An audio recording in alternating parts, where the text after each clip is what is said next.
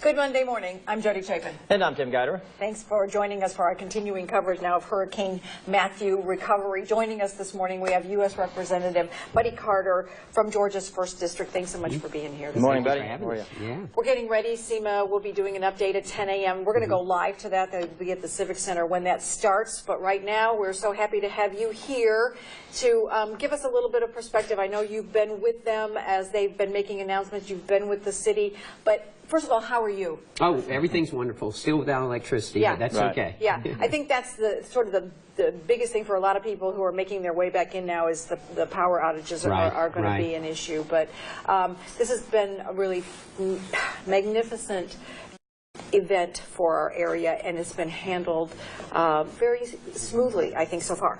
Knock on wood.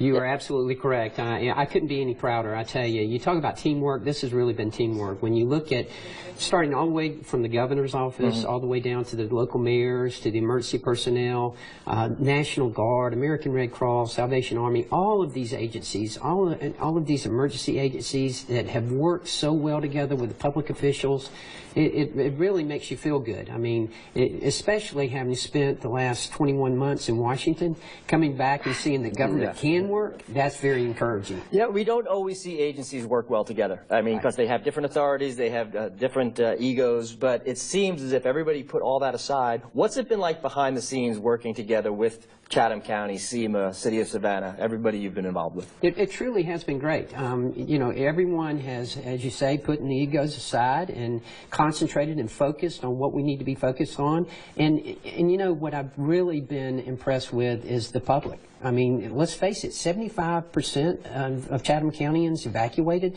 That's a pretty good percentage. Yeah. And, you know, we'd like for it to be 100, but they heeded the advice of the emergency personnel, of the experts, and they recognized that, and they left. And as a result of that, we've had very few injuries, you know, a few deaths, and that's very unfortunate, but it could have been a lot worse. This was a direct hit. This was a big storm.